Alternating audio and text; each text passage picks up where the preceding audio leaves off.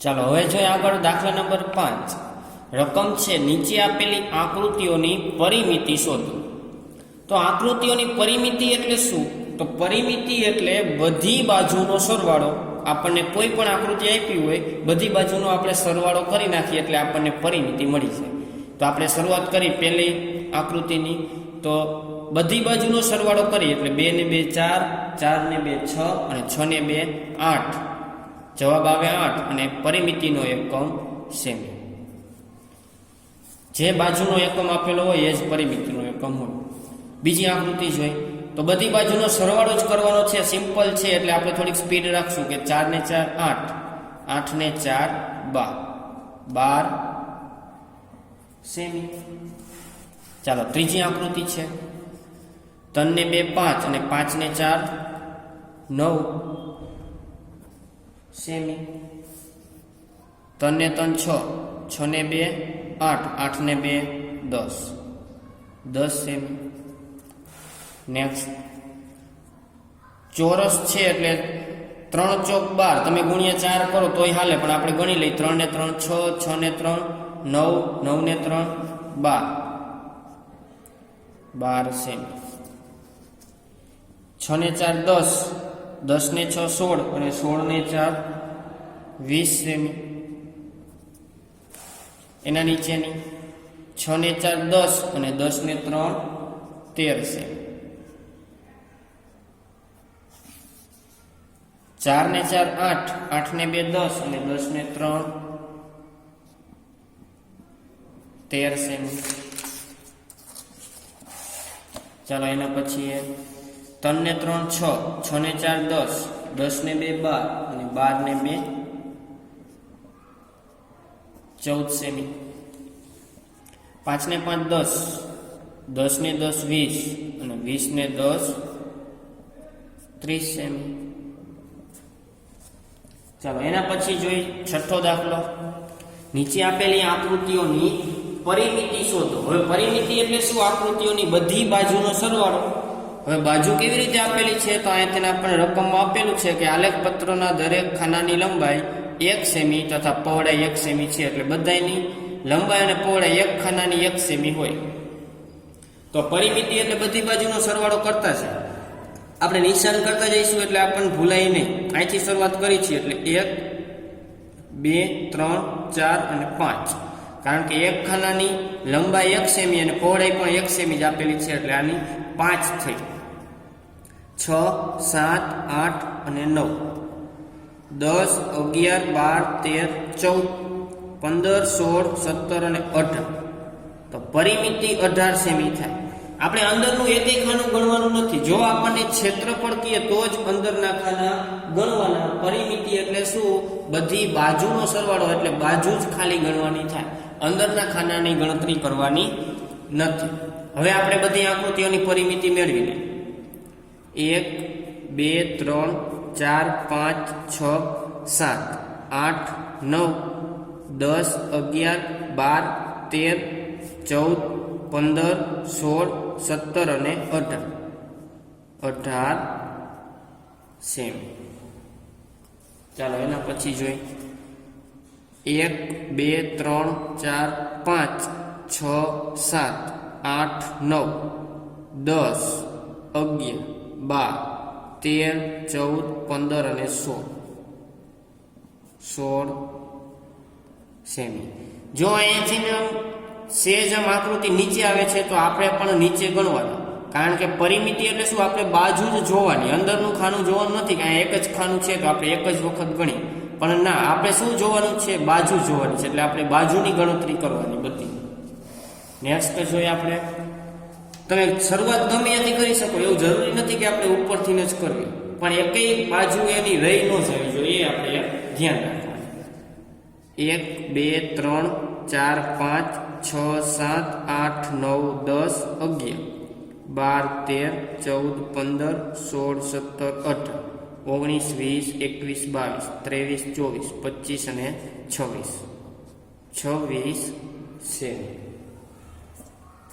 એના પછી જોઈએ 1 2 3 4 5 6 7 8 9 10 11 12 13 14 15, 16, 17, 18, 19, 20, 21, 22, 23 અને 24.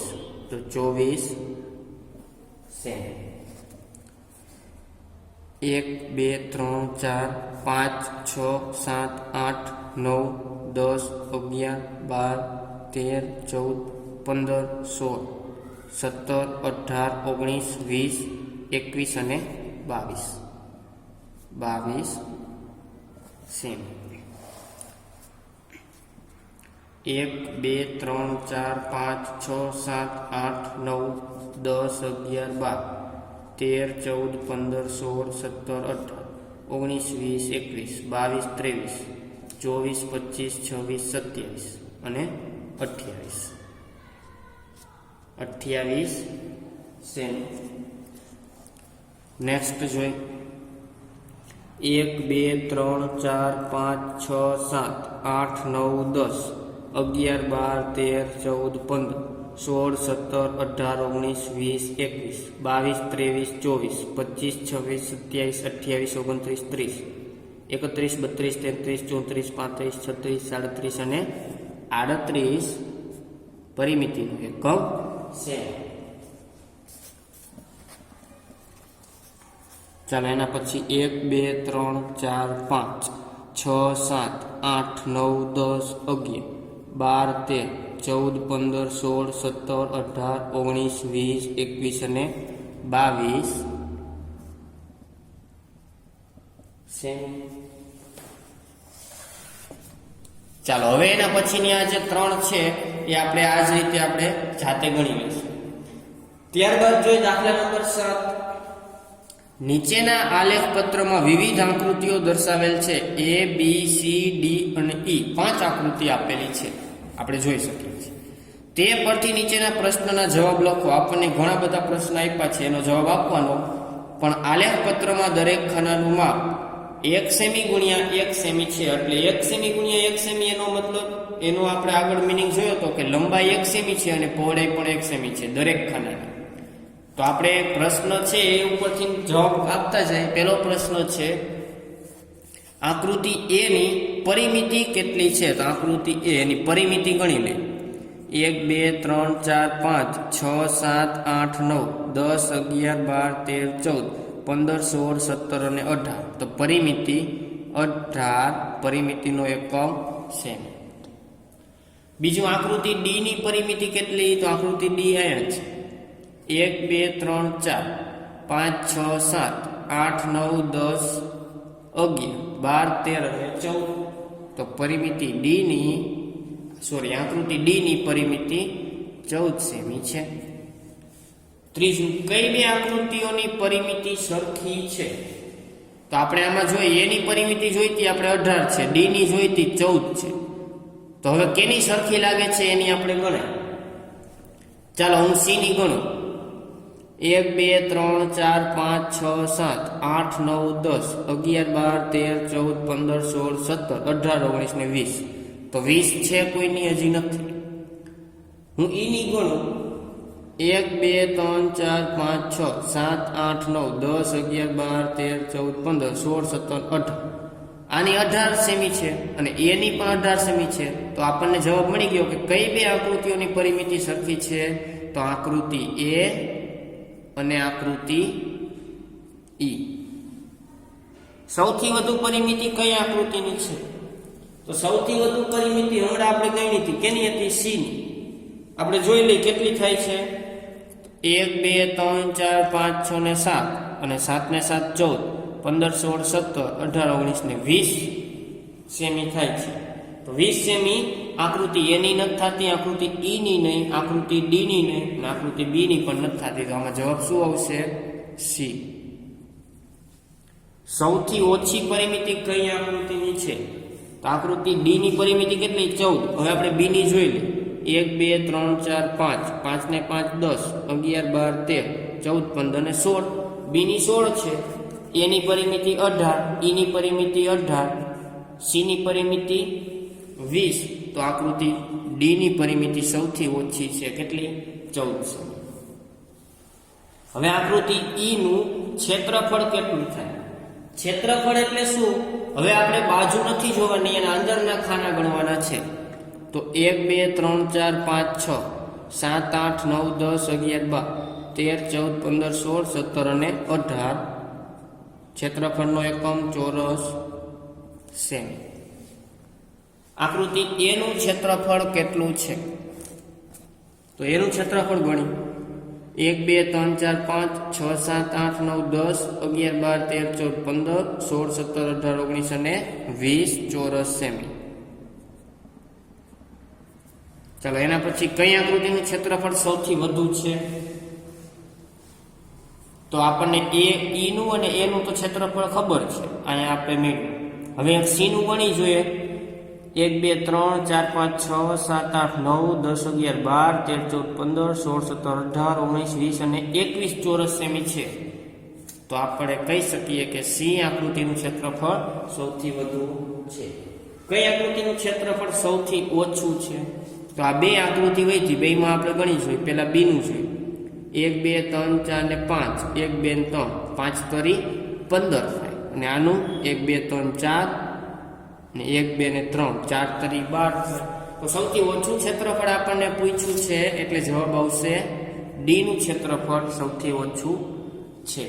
ચાલો અહીંયા આપણો દાખલા નંબર 7 પૂરો થાય. ત્યારબાદ જોઈએ દાખલા નંબર 8.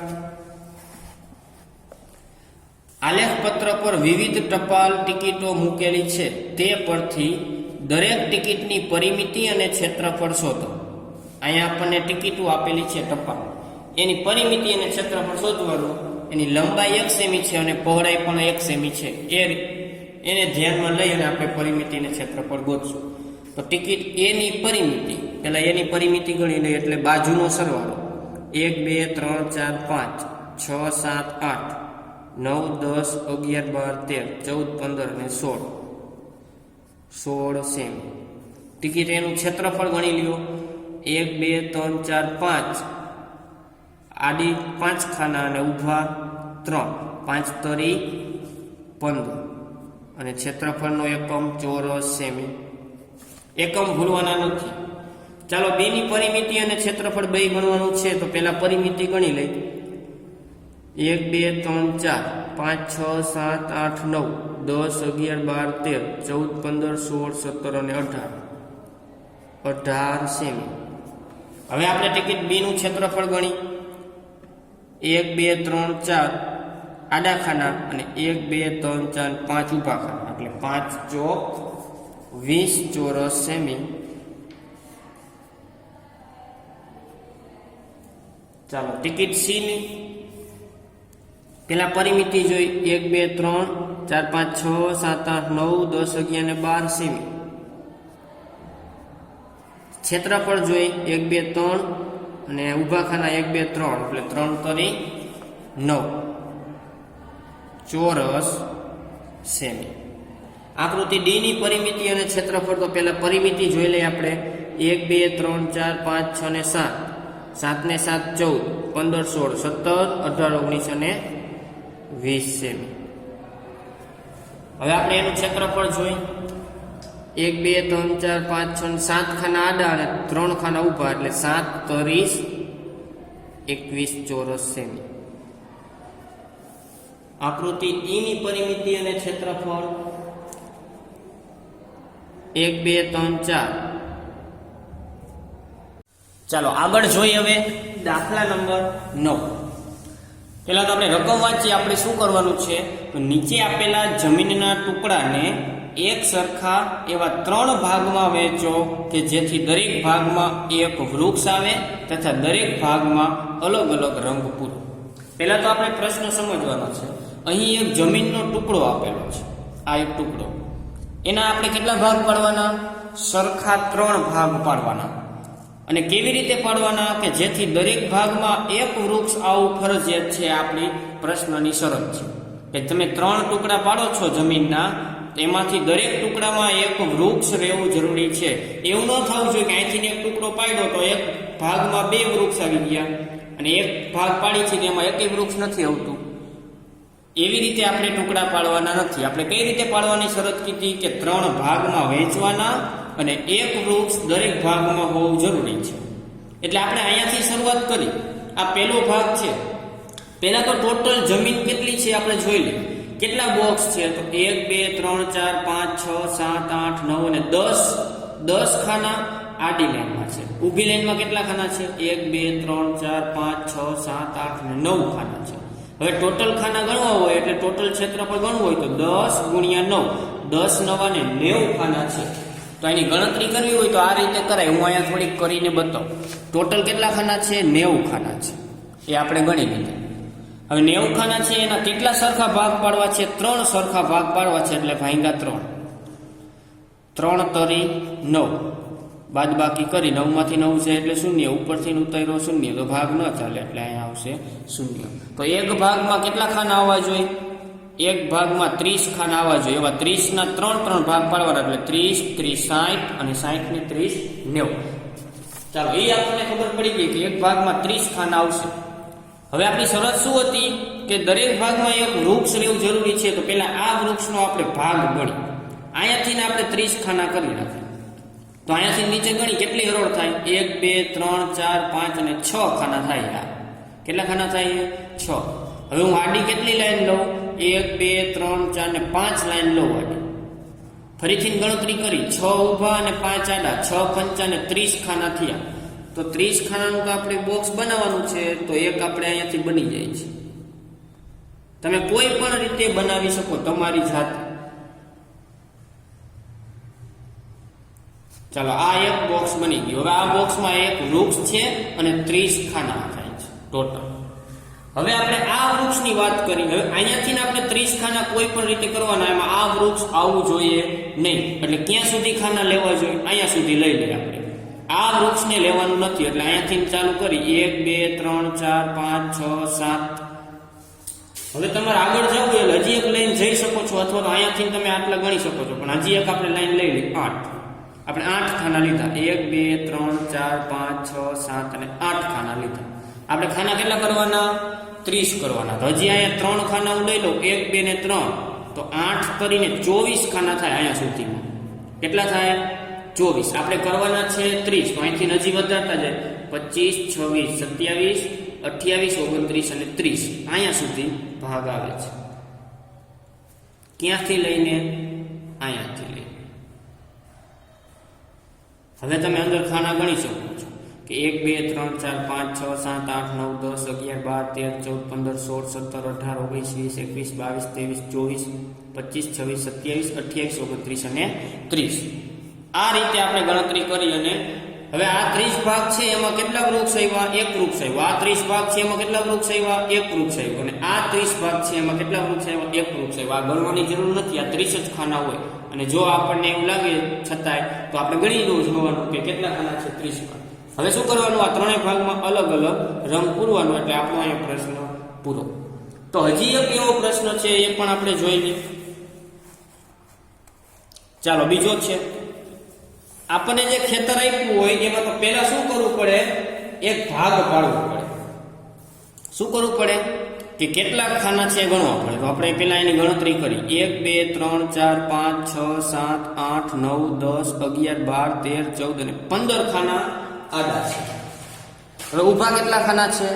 1 2 3 4 5 6 7 8 9 10 11 અને 12 ખાના ઊભા છે. તો ટોટલ ખાના આપણે જોવા હોય એટલે 15 ગુણ્યા 12 કરો એટલે આપણને એનું ક્ષેત્રફળ મળી જાય કે કેટલી જમીન છે.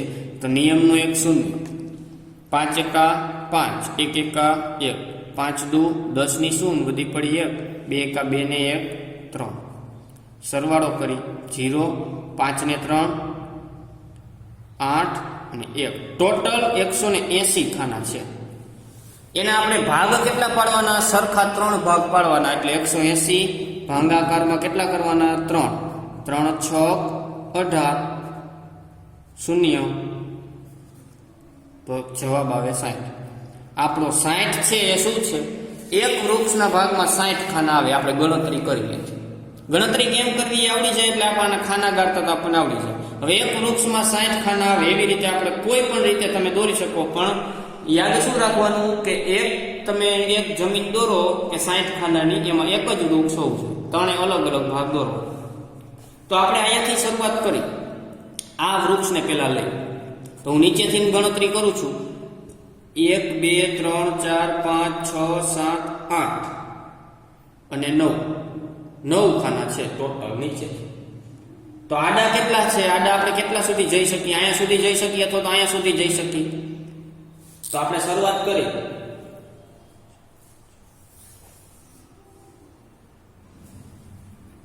આડા ગણી લઈએ હવે. 1 2 3 4 5 અને 6 સુધી જાય. તો આપણે કરવાના કેટલા ખાના છે? ટોટલ 60 ખાના કરવાના છે. તો આપણે અહીંયાથી ગણતરી કરી, અહીંયા 6 સુધી જાય અને આ ખાના કેટલા લઈ લઈ? 10. 1 2 3 4 5 6 7 8 9. આ 9 સુધી તો વૃક્ષ આવે છે, પણ આપણે 10 લઈ લઈ, 10 સુધી ખાના, એટલે 10 6 60, એટલે 60 ખાના થઈ જાય. હવે આડા કેટલા? 1 2 3 4 5 અને 6. અહીંયા સુધી 10 ખાના આવે છે અને અહીંયા સુધી 6, એટલે 10 6 60 ખાના ટોટલ થયા. તો આપણે અહીંયાથી એક ભાગ આપણે દોરી લઈએ.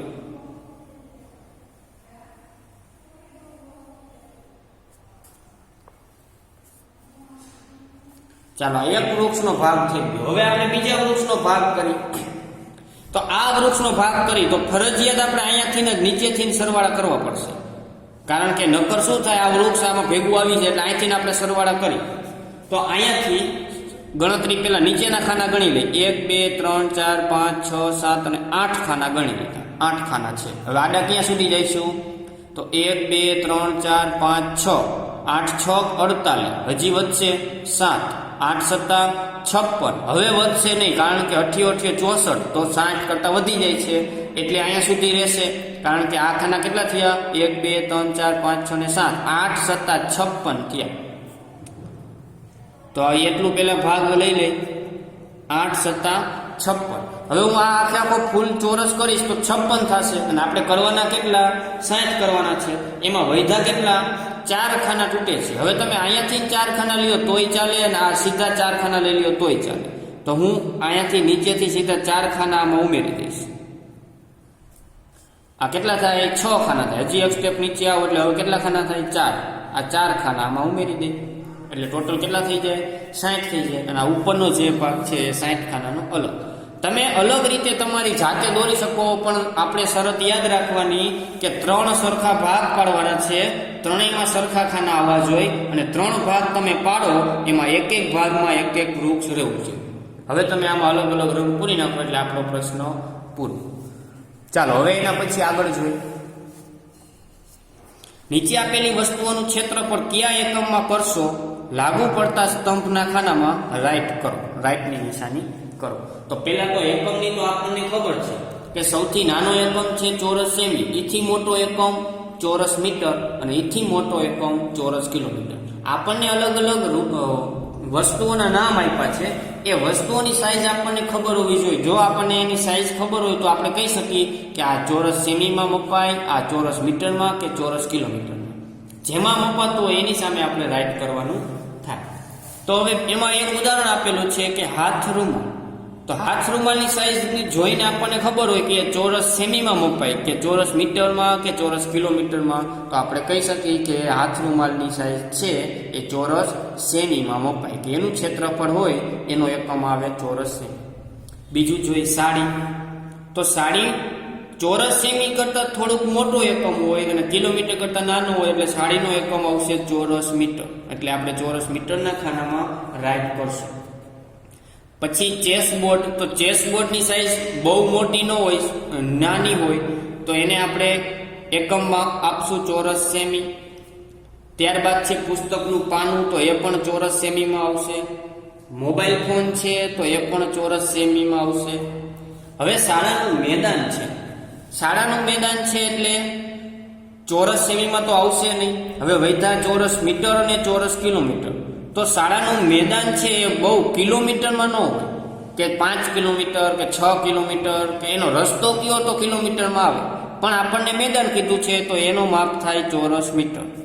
હવે છે શહેરની કુલ જમીન. જે આપણી વસ્તી જે તે ઠેકાણે રહેતી હોય એની કુલ જમીન કીએ તો આપણે મીટરમાં ન માપી શકીએ, ન કે સેમીમાં. સેમીમાં તો પ્રશ્ન જ નથી આવતો. કુલ જમીન એટલે કિલોમીટરમાં વહે છે કે આટલા કિલોમીટર છે, આટલા કિલોમીટર છે, તો એનો જ એકમ આવશે કિલોમીટર. પછી ત્યારબાદ ખુરશીની બેઠક, તો ખુરશીની બેઠક આપણે જોઈ શકીએ છીએ કેવી હોય, એ ચોરસ સેમીમાં.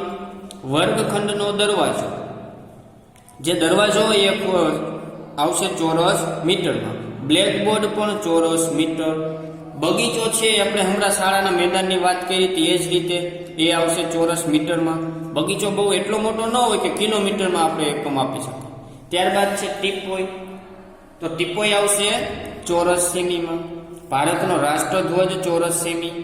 અને રસોડાનું ભોંયતળિયું એ પણ કિલોમીટર જેટલું તો હોય નહીં, એટલે આવશે ચોરસ મીટરમાં. તો અહીંયા આપણો ક્વેશ્ચન નંબર 10 પૂરો થાય છે. આગળ જોઈએ. ચાલો હવે આપણે નીચેના દાખલા ગણો. મોસ્ટ આઈએમપી જે દાખલા છે એમાંનો આ 4 દાખલા કે આ પરીક્ષામાં પૂછાયેલા જ હોય છે કે નીચેના દાખલા ગણો. હવે આ દાખલા ગણવા માટે મેં આગળના સેમમાં પણ સૂત્ર આપ્યા હતા અને અત્યારે પણ આપ્યા હતા. હજી એક વખત આપણે સૂત્ર લખો. આને આપણે સૂત્રની બાજુમાં જ રાખશું. એમાંનું પહેલું સૂત્ર છે ચોરસની પરિમિતિ બરાબર 4 ગુણ્યા લંબાઈ. જે ક્ષેત્રફળ અને પરિમિતિના સૂત્રો છે એ સૂત્ર પહેલા આપણને મોઢે આવડવા જોઈએ. જો આ સૂત્ર આપણને આવડશે તો જ આપણે દાખલામાં ઉપયોગ કરી અને દાખલો ગણી શકશું. ત્યારબાદ આવે છે ચોરસનું ક્ષેત્રફળ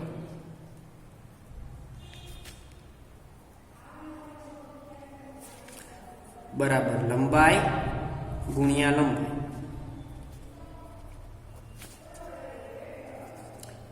લંબચોરસનું ક્ષેત્રફળ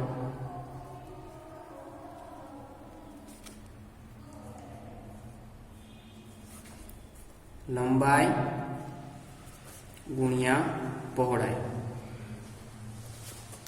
અને ચોથું લંબચોરસની પરિમિતિ.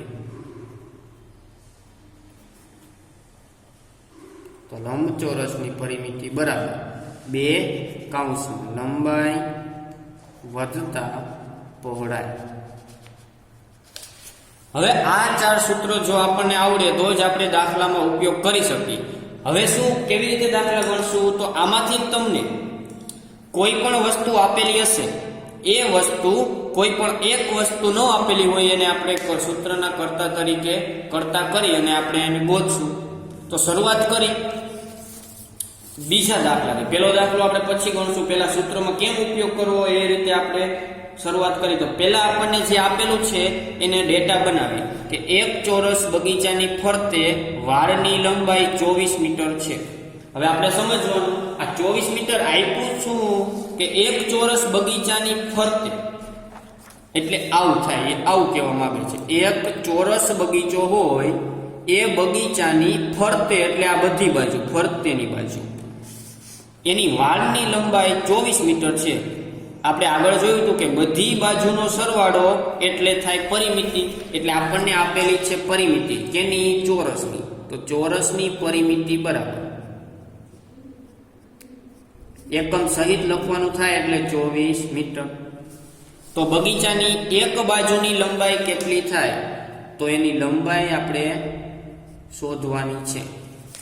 એટલે આ ચોરસની પરિમિતિ આપેલી હતી, તો ચોરસ જે હોય એની એક બાજુની લંબાઈ કેટલી હશે એ આપણે ગોતવાની છે.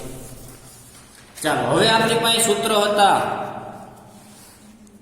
આપણી પાસે સૂત્ર છે 4. એમાં ચોરસની પરિમિતિ વાળું સૂત્ર આપણે મૂકી તો જો ચોરસની પરિમિતિ આપણને ખબર છે, આપેલી છે 24 મીટર અને 4 લંબાઈ આપણને ખબર નથી. તો આપણને આ સૂત્ર મૂકી અને લંબાઈ મળી શકે. તેથી આપણે સૂત્ર મૂકી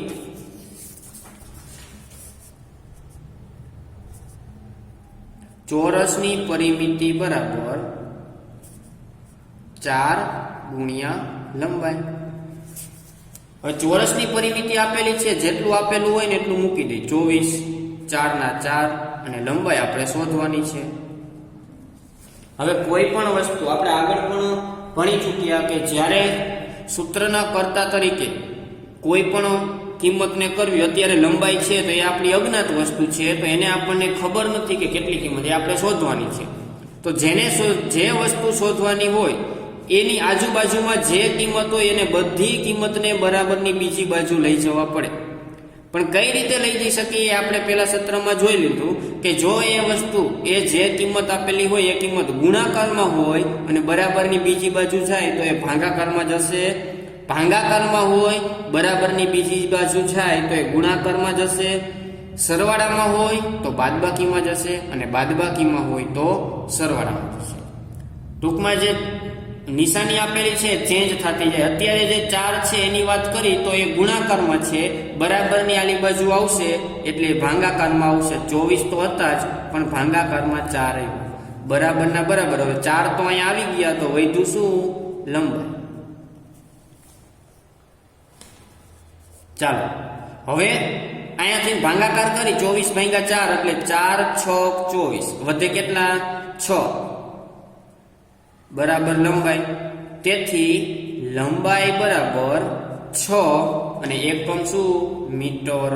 એકમ ભૂલવાનો નહીં, કારણ કે પરિમિતિનો એકમ હોય એ જ લંબાઈ અને પહોળાઈનો હોય અને ક્ષેત્રફળનો થઈ જાય ચોરસ મીટર. તો આપણને લંબાઈ મળી ગઈ 6 મીટર.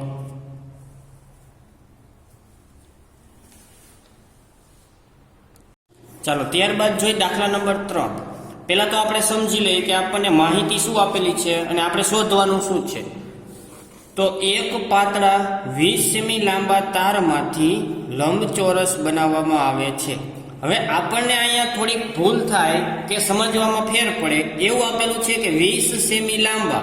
જો આપણે આટલું જ વાંચીએ તો આપણે અહીંયા ડેટા જે બનાવી છીએ એમાં આપણે લખી નાખીએ કે લંબાઈ એની 20 સેમી છે, પણ ખરેખર એ લંબાઈ નથી આપેલી. પણ આપણે આખી લીટી વાંચીએ એટલે ખબર પડે કે એક પાતળા 20 સેમી લાંબા તારમાંથી, એટલે આપણે અહીંયા સમજી એક લાંબો તાર 20 સેમીનો છે. આ મોટો તાર હતો એની લંબાઈ આપણને આપી દીધી છે 20 સેમી. આવડો મોટો તાર છે 20 સેમી લાંબો. તો તારમાંથી લંબચોરસ બનાવવામાં આવે છે. આ તાર છે એનું જ હું લંબચોરસ બનાવું એટલે આવું થયું. ધારો કે તો આ 20 સેમી તો એની લંબાઈ આપી જ દીધી હતી. જે લંબચોરસ બન્યું હોય એ 20 સેમી તારમાંથી જ બન્યું, એટલે આની બાજુની ચારે બાજુની લંબાઈ કેટલી થઈ? 20 સેમી થઈ. હવે આપણને ચારે બાજુની લંબાઈ આપેલી હોય એટલે 20 સેમી આપેલું છે એ છે પરિમિતિ. તો આપણે પહેલા લખી પરિમિતિ બરાબર 20 સેમી. બીજું, જો આ લંબચોરસની પહોળાઈ 3 સેમી હોય, પહોળાઈ બરાબર 3 સેમી, તો તેની લંબાઈ શોધો. તો આપણે લંબાઈ શોધવાની છે. હવે પરિમિતિ આપેલી છે એટલે આપણે પરિમિતિનું સૂત્ર મૂકવું પડશે. તો પરિમિતિના બે સૂત્રો આપણે હમણાં આગળ વાત કરી એમ, ચોરસની પરિમિતિ અને લંબચોરસની પરિમિતિ. તો અત્યારે આપણને આપેલું છે લંબચોરસ એટલે આપણે લંબચોરસના પરિમિતિનું સૂત્ર મૂકવું. લંબચોરસની પરિમિતિ બરાબર, પણ કેની? લંબચોરસની. એટલે હું અહીંયા આગળ દર્શાવું છું. એનું સૂત્ર શું છે? 2 ગુણ્યા લંબાઈ વધતા પહોળાઈ. હવે આમાં જે માહિતી આપણને આપેલી હોય એ મૂકી દઈએ અને જે નથી આપેલી એ શોધવાની છે તો એ શોધી લે. ચાલો પરિમિતિ આપેલી છે 20 સેમી, તો પરિમિતિની જગ્યાએ 20. આ 2 ના 2 કૌંસમાં લંબાઈ આપેલી છે, નથી આપેલી તો લંબાઈ એમને રાખશું આપણે. પહોળાઈ આપેલી છે 3 સેમી, તો 3 સેમી. હવે સૌ પ્રથમ શું કરવાનું? આપણે આગળ આમાં વાત કરી હતી કે જે આપણે જેની કિંમત શોધવાની છે એ બરાબરની બાજુ એક જ શબ્દ હોવો જોઈએ. જો લંબાઈ શોધવી હોય તો બરાબરની આલી બાજુ લંબાઈ જ હોવું છે. હમણાં આપણે આગળના દાખલામાં વાત કરી. બાકી જે વધારાની જે કિંમતો છે એને બરાબરની ઓલી બાજુ લઈ જવા પડે. તો આપણે આ દાખલામાં સમજાતા કે બરાબરની બીજી બાજુ લઈ જવા હોય તો અત્યારે અહીંયા 2 ને લઈ જવા છે. તો 2 શેમાં છે? લંબાઈને ગુણાકારમાં છે. ગુણાકારમાં હોય અને બરાબરની આલી બાજુ આવે તો 2 આવશે ભાગાકારમાં, એટલે 2 આવ્યા ભાગાકારમાં. બરાબરના બરાબર. હવે 2 તો જતા રહ્યા તો વધ્યું શું? લંબાઈ વધતા 3. એને આપણે એમ રાખશું. હવે 20 ભાગ્યા 2 કરી એટલે જવાબ આવે 10. તો વધે કેટલા? 10 બરાબર લંબાઈ વધતા 3. હજી અહીંયા સરવાળામાં 3 છે, આપણે તો લંબાઈ શોધવાની છે તો એને બરાબરની બીજી બાજુ લઈ જવા પડે. તો 10 હતા, હું 3 ને આલી બાજુ લેતો તો અહીંયા તો સરવાળામાં 3 હતા, બરાબરની બીજી બાજુ આવે તો એ બાદબાકીમાં થયા છે. લંબાઈ વધે ખાલી, અને 10 માંથી 3 જાય તો 7, લંબાઈ વધે. તેથી આપણને જવાબ મળે કે લંબાઈ બરાબર 7 એકમ લખશું સેમી. મોસ્ટ આઈએમપી દાખલા છે એટલે આ તો દાખલા આપણે કરવાના જ છે. ચલો એના પછી એક ચોરસ કેરમ બોર્ડની પરિમિતિ 200 સેમી છે. તો પહેલા તો ચોરસની પરિમિતિ આપેલી છે એટલે સૂત્ર મૂકવાનું થાય ચોરસનું. ચોરસની પરિમિતિ બરાબર 200 સેમી. તો તેનું ક્ષેત્રફળ શોધો. ક્ષેત્રફળ શોધવાનું પણ કેનું? ચોરસનું. હવે અહીંયા આપણે એક સમજવું પડશે કે ક્ષેત્રફળ શોધવું છે.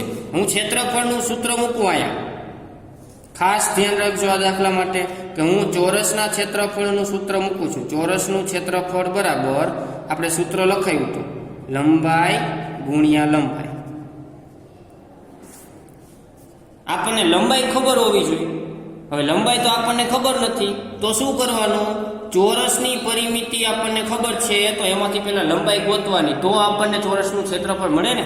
તો હું હવે પહેલા ગોતીશ ચોરસની પરિમિતિ બરાબર 4 ગુણ્યા લંબાઈ. પરિમિતિ આપેલી છે કેટલી? 200. 4 એને ગુણ્યા લંબાઈ. હવે 200 છે તો 4 ગુણાકારમાં છે, બરાબરની બીજી બાજુ આવે તો ભાગાકારમાં આવશે. લંબાઈ એમને 200 ભાગ્યા 4 કરો એટલે 4 પંચા 20 અને પાછળ એક શૂન્ય. તેથી આપણને લંબાઈ મળે છે કેટલી? 50 સેમી. આ લંબાઈ મળી. હવે આપણે અહીંયા લંબાઈની કિંમત મૂકી તો ત્યારે આપણને ક્ષેત્રફળ મળશે. એટલે લંબાઈની જગ્યાએ કેટલા મૂકવાના? 50 ગુણ્યા લંબાઈની જગ્યાએ 50. હવે આ બેનો ગુણાકાર કરી તો 25 25 25 અને શૂન્યનો ગુણાકાર જેટલા શૂન્ય હોય એટલા પાછળ લાગે 2 અને ક્ષેત્રફળનો એકમ ચોરસ સેમી. આ આપણને મળે ચોરસનું ક્ષેત્રફળ. ચાલો હવે આપણે પહેલો દાખલો જોઈએ છે. ખાસ સમજવાનો છે. મહેશભાઈએ રસોડાના ભોંય તળિયે ચોરસ ટાઇલ્સ લગાડવાનું નક્કી કર્યું. ચોરસ ટાઇલ્સ લગાડવાની છે.